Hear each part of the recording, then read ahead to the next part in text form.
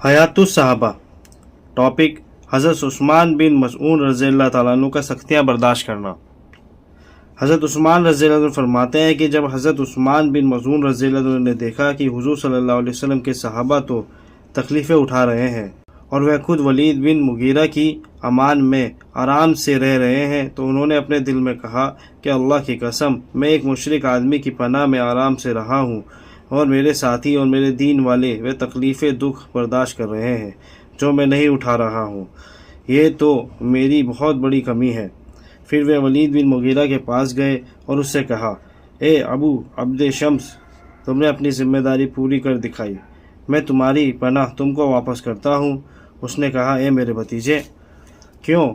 शायद मेरी कौम के किसी आदमी ने तुमको कोई तकलीफ़ पहुँचाई। हज़रत उस्मान ने कहा, नहीं, लेकिन मैं अल्लाह की पनाह पर राज़ी हूँ, इसके अलावा किसी और की पनाह नहीं लेना चाहता। वलीद ने कहा, तुम मस्जिद चलो और वहाँ सबके सामने मेरी पनाह ऐलान करके वापस करो, जैसे कि मैंने तुमको सबके सामने ऐलान करके अपनी पनाह में लिया था। तब वहाँ से निकलकर दोनों मस्जिद हरम गए। वहाँ लोगों से वलीद ने कहा, ये उस्मान है, मेरी पनाह मुझे वापस करने आए हैं।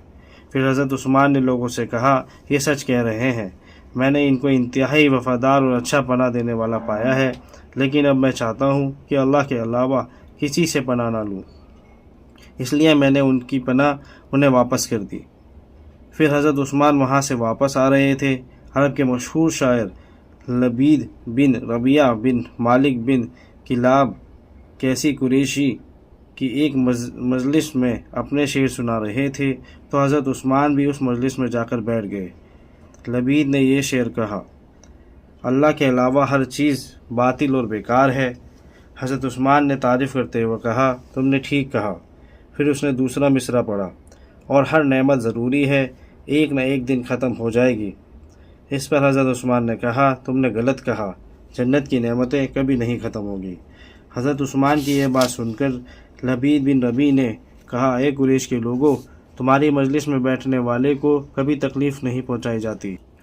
ये नई बात कब से तुम में पैदा हो गई? यानी पहले तो कभी भी मेरे शेर पर एतराज़ नहीं किया जाता, आज ये मेरे शेर को गलत कहने वाला कहाँ से आ गया? तो लोगों में से एक आदमी ने कहा कि ये एक बेवकूफ़ आदमी है, बल्कि इसके साथ कुछ और भी बेवकूफ़ आदमी हैं जो हमारे दीन से अलग हो गए हैं, इसलिए तुम इसकी बातों से नाराज़ मत हो। हज़रत उस्मान ने उस आदमी की बात का जवाब दिया, जिससे दोनों में बात बढ़ गई।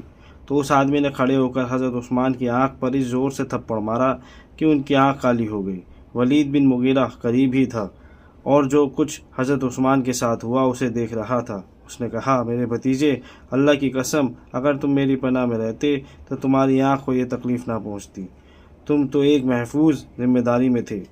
हज़रत उस्मान ने कहा, ए अबू अब्द शम्स, हाँ, तुम्हारी बात ठीक है, लेकिन अल्लाह की कसम, मेरा दिल चाह रहा है कि अल्लाह के दीन की वजह से मेरी तंदुरुस्त आँख को भी वही तकलीफ़ पहुँचे जो दूसरों को पहुँची है, और मैं उस ज़ात की पनाह में हूँ जो बहुत इज़्ज़त वाले और कुदरत वाले हैं।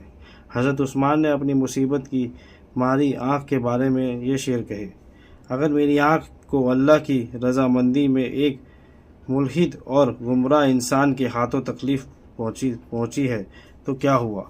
रहमान ने उस आँख के बदले में अपना सवाब अता फरमाया, और जिसे रहमान राज़ी करे, ए कौम, वह बड़ा खुशकिस्मत है।